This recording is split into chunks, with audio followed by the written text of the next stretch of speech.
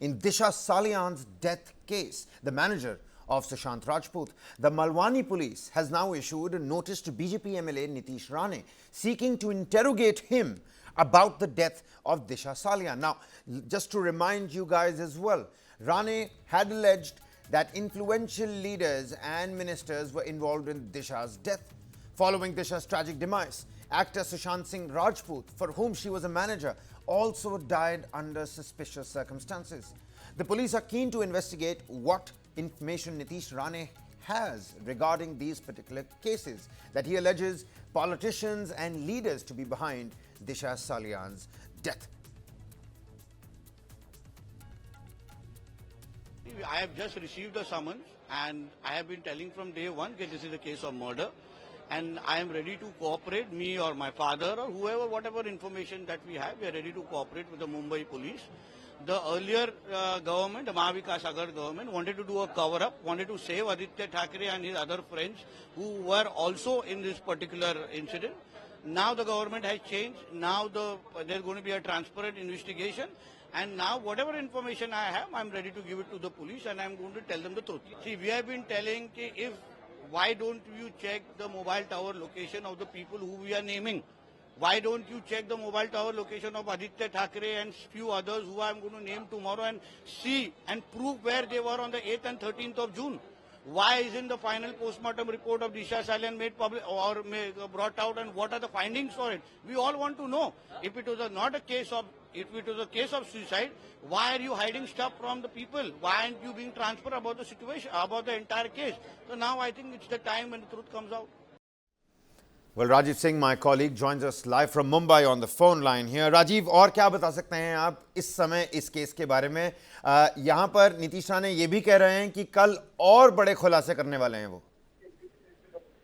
बिल्कुल, देखिए, दिशा सालियान की जो सस्पिशियस डेथ हुई थी उसके बाद में सुशांत सिंह की भी सस्पिशियस डेथ हुई, जिसके बाद में इस पूरे मामले में शुरुआत से ही नीतीश राणे या यूं कहें कि राणे परिवार उद्धव ठाकरे पर आरोप लगाता रहा, सवाल उठाता रहा और एक बार फिर से ये मुद्दा अब जिंदा करने की कोशिश है।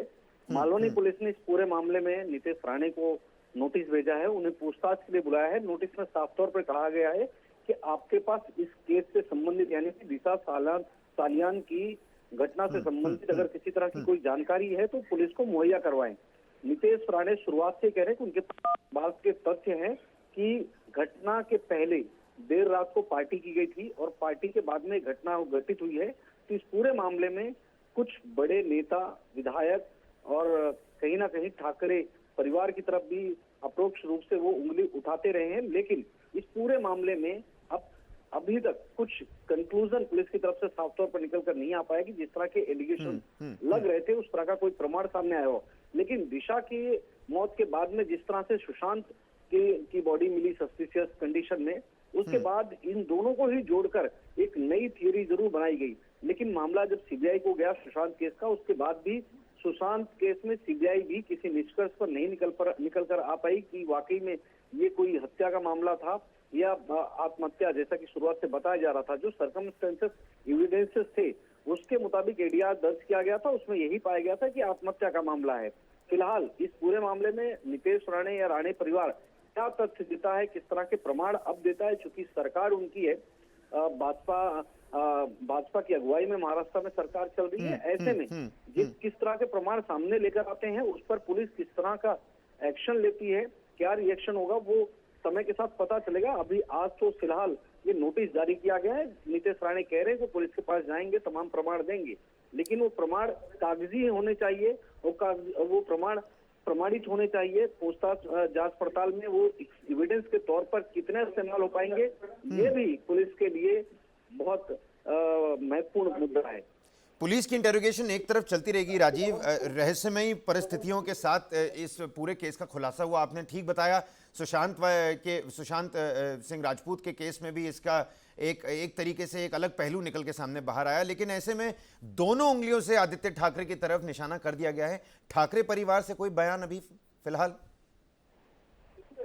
देखिए, इस पूरे मामले में जब से घटना घटी थी, चाहे दिशा सालियान की या सुशांत की, ठाकरे परिवार ने सीधे तौर पर कभी भी स्पष्ट तौर पर इस पूरे मामले में कुछ कहा नहीं।